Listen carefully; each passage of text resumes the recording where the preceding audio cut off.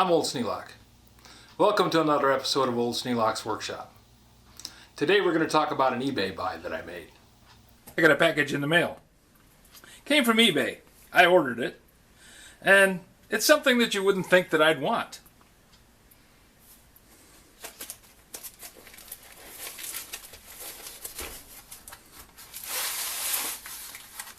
$200 hacksaw blades.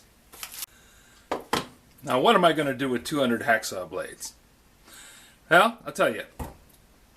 For the price that I got them for, which amounted to a grand total of $32 with shipping, 200 hacksaw blades is a pretty good deal. Now, why were they so inexpensive?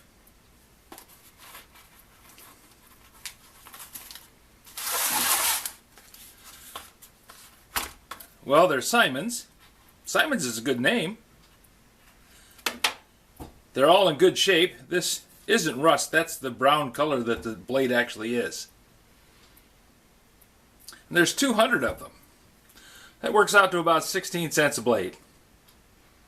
And since the last ones that I bought cost me $1, I thought it was okay.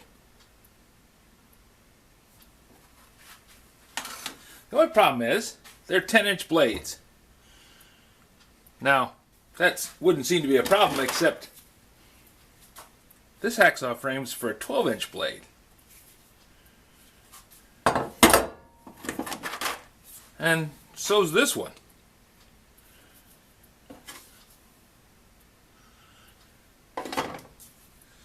Ten-inch blades won't go in it. You can't crank it out far enough or shorten it up or anything else. It won't fit a 10-inch blade. So how am I going to use 10-inch blades? Well, I do have these.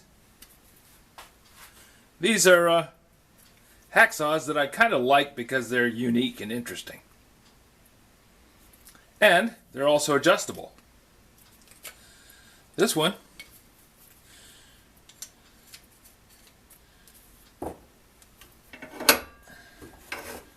shrinks down to handle a 10-inch blade just fine.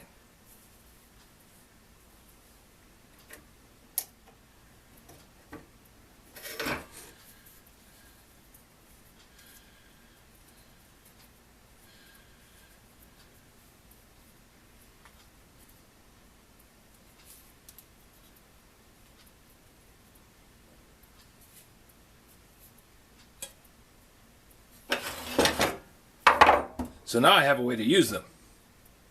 Well, that's one way. I also have this one, which does the same thing. It adjusts out to 12, and it goes down as far as 8. I don't have any 8-inch blades, but if I did, I certainly could use this. Setting it for a 10-inch blade is easy enough. Just bend it, flip it into the right spot,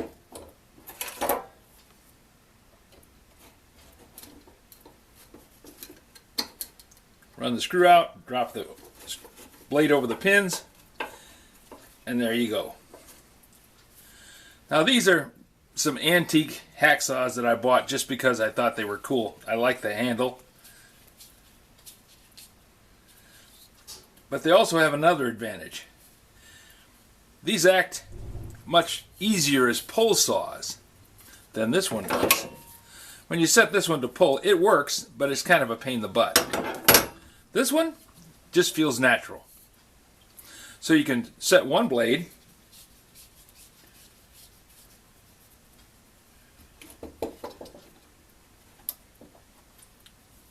for pull,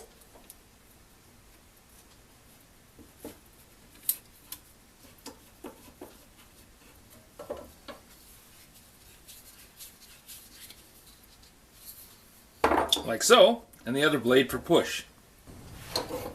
That way, if I have a job that cuts easier on the pull stroke,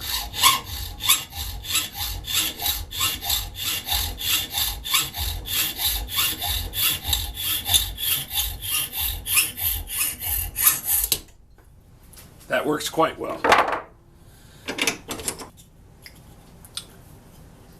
And at the same time, if I have one that works well on a push,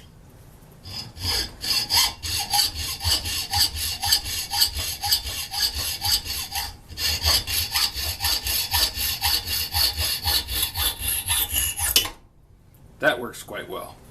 One thing you should notice, when you're using one of these saws, never put your finger like this. You'll smack it against the frame. How do I know that? Yeah, I've done it. Now, not only that, I have several other blade holders that will work quite well too. This one came with a 10-inch blade in it, and I just left it. It came out of a toolbox that I bought as a package. It is a very inexpensive handle, but it works very nicely.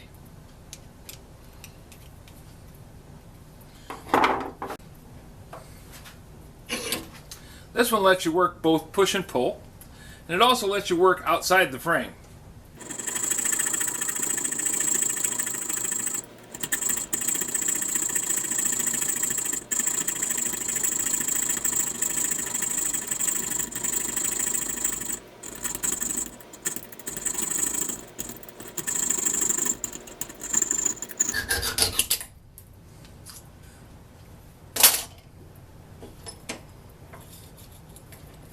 Not quite as easy to use as the larger ones, but it does work. And it lets you get inside these tight little spots where you can't get the full-size hacksaw blade in. This one also had the advantage of letting you work inside the framework, so it's a little more rigidly held.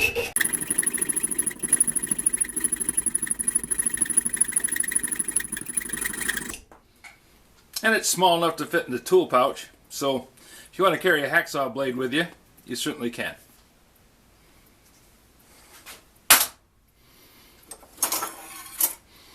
Now, this is a very inexpensive model, made in Taiwan, no maker's name on it.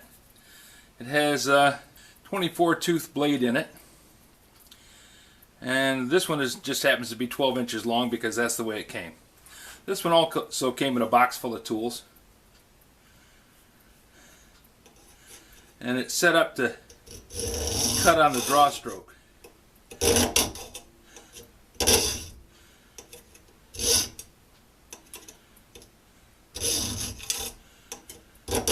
The advantage of the draw stroke on a long unsupported blade like this, trying to push it tends to buckle.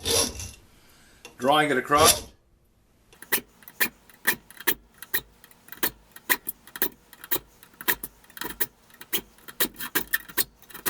lets you work with it unsupported out there quite a ways. And this one, it's just a cool old handle that I got long ago from my grandfather. It lets you mount it either push or pull. But this one is pretty much fixed on the idea of working as a pull saw. There's no way to support this unsupported part of the blade, and so I just use it like this. Now, this one came from a estate sale, and I originally looked at it and thought, what in the world would you use that for? But the price was right, so it came home.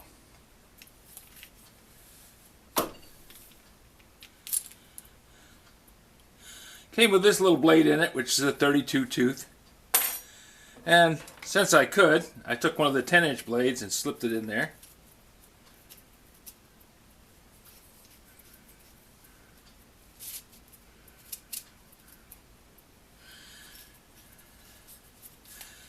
And this handles a 10-inch blade and puts it completely inside the body of the unit. Now, it also has the advantage of supporting the blade quite a distance out. Now, you can only cut a small thickness of material, or you can leave the blade sticking out and use it like the other ones on either a pull or a push.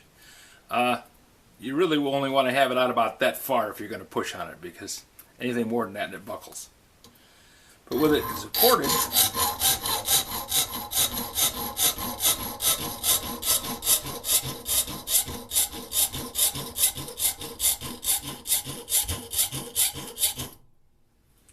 does a nice job. Almost better than a standard hacksaw. And it's a nice, convenient size. It's called a jab saw.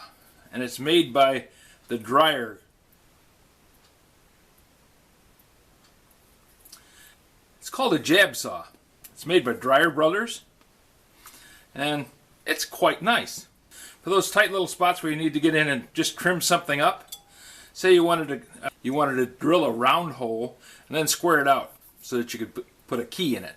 You could drill a 5/8 diameter hole and then use this to cut the corners. End up with a square pocket.